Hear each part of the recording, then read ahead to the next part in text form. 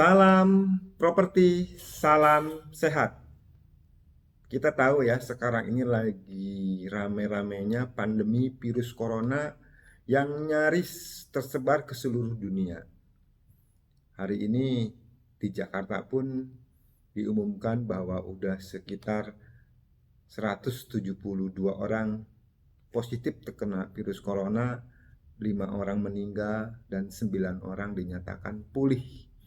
Salah satunya kemarin dari pasien 01, 02, 03 memberikan kesaksiannya mereka bisa kembali lagi ke rumah dengan sehat. Salah satunya mereka memberikan kesaksian, yaitu imun tubuh kita harus kuat, pikiran kita juga harus positif. Jadi virus corona ini udah nyaris melumpuhkan perekonomian di dunia. Karena kita tahu Cina itu merupakan negara yang secara ekonomi sangat mempengaruhi ya, karena dia eh, produsen dari berbagai macam. Cina itu hebat karena ekonominya tuh kemarin juga Amerika agak sedikit worry ya. Jadi beliau, negara Cina ini sangat terpukul, tentunya sangat mempengaruhi beberapa sektor dan beberapa negara. Nah, kita doain aja semoga yang kena virus corona segera sembuh dan segera bisa beraktivitas kembali. Saya juga doain terutama nih yang garda terdepan, yang tim medis, dokter, suster, atau yang berkecimpung di industri kesehatan. Semoga lah Tuhan memberikan kesehatan, tetap semangat, karena ini adalah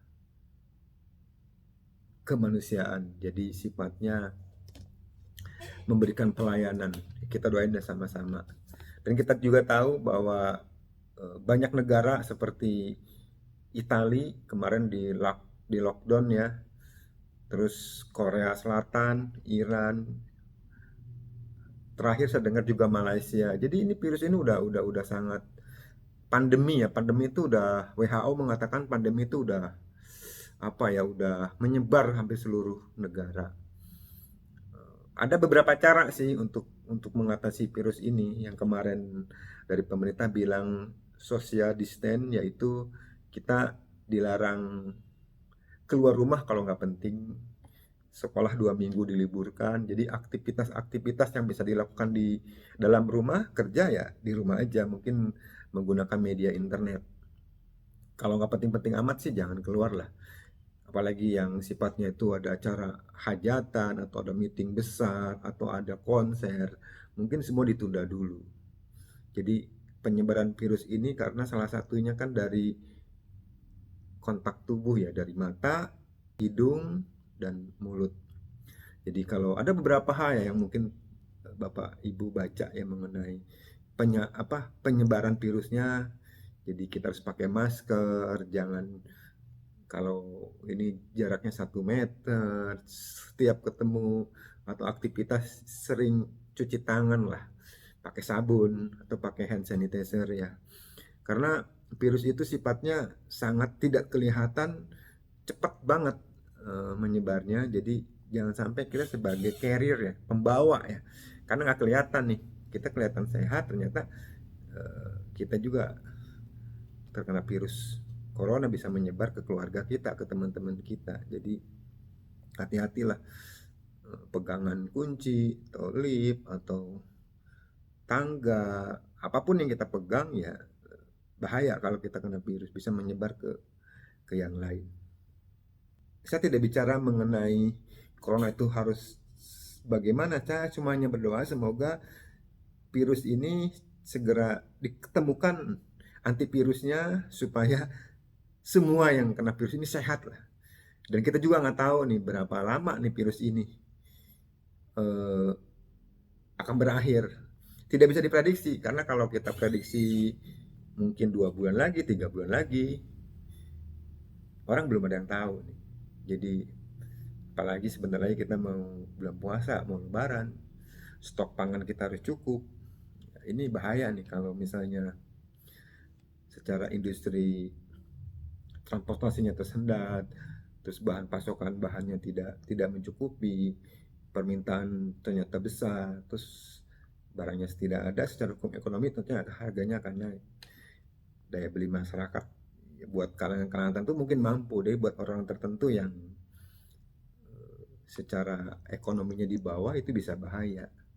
Jikalau mereka perutnya lapar, tidak bisa ada kebutuhan, itu hal-hal yang kita bisa terjadi, hal yang kita diinginkan. Makanya tugas negara nih. Ya, saya tidak membahas mengenai itu, saya akan membahas mengenai industri propertinya terhadap dampak virus corona. Jadi buat teman-teman yang lihat video ini, silakan di like, di share, sama di subscribe. Jangan lupa juga, yuk kita sharing mengenai industri properti karena dampak virus corona. Silahkan komen di bawah. Mungkin pendapat saya, mungkin komentar saya tidak sesuai dengan Anda, tapi setidaknya kita saling mengisi lah, kita bersinergi, kita pengen memajukan industri properti di Indonesia ini. Dengan adanya virus corona, dampaknya seperti apa sih? Nah, yuk kita bicara, yuk kita diskusi, kita ngobrol, kita sharing ya. Ini menurut pendapat saya ya, virus corona itu tentunya sangat berdampak terhadap perekonomian dunia dan Indonesia. Nah, kita masih cukup tidak begitu signifikan karena pemerintah kan belum mencanangkan bahwa warga negara asing boleh membeli properti di Indonesia. Baru boleh membeli tapi sifatnya hak pakai. Jadi pembeli asing itu belum banyak. Beda dengan di Singapura atau di Thailand ya, atau di Australia. Di Australia itu banyak orang-orang Cina yang kaya membeli propertinya di sana, atau orang-orang Cina yang anaknya sekolah dikuliahkan di Australia, tentunya mereka beli properti, dan itu sangat berdampak sekali di negara-negara yang tadi saya sebut. Nah, di Indonesia saya pikir karena konsumennya kita itu kebanyakan konsumen dalam negeri, dan bahan bakunya pun bahan baku dari luar, bukan dari luar negeri, bahan baku dalam negeri. Jadi tidak tidak tidak tidak impor ya, tidak bahan bakunya 90% lah mungkin masih bahan baku lokal. Itulah yang masih bisa menumbuhkan optimisme saya, industri properti masih akan terus bergerak naik. Walaupun mungkin daya beli masyarakat sekarang menunda. Kenapa menunda? Karena mereka masih punya kekhawatiran melihat kondisi untuk beli properti. Mereka lihat kondisi, karena kenapa? Takut ada apa-apa, jadi mereka menahan dulu nih. Ada beberapa saya punya customer, ada beberapa saya punya nego pun harganya walaupun dia udah jadi, mereka menunda sampai situasi dan kondisi di Indonesia ini udah, terutama di Jakarta ya, udah mulai kondusif lagi ya. Terus industri properti ini tetap akan berjalan sesuai dengan siklusnya ya.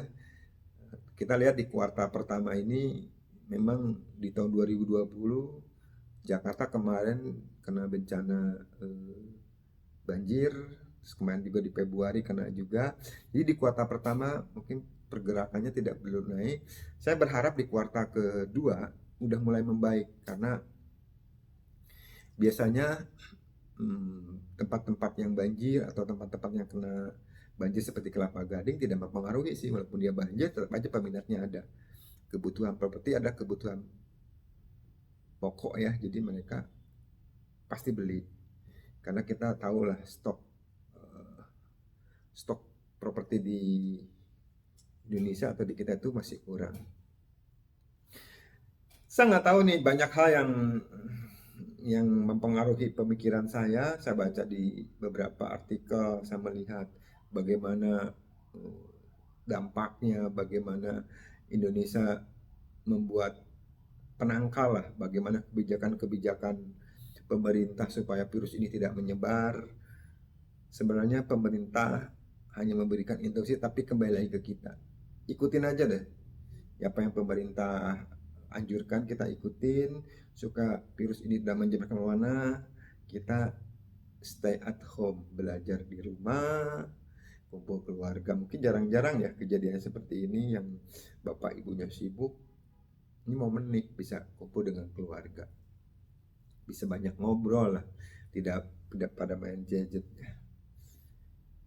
Mungkin itu yang bisa saya sharing buat teman-teman yang dalam industri properti, buat developer, buat broker properti. Tetap semangat, market kita masih gede, yang penting kita pikiran kita positif, imun tubuh kita bisa menahan, menangkal virus corona, jaga kesehatan, minum air putih yang banyak, tidur yang cukup, dan jangan stres, karena salah satu penyebab juga kalau kita stres virus bisa cepat masuk nih ya.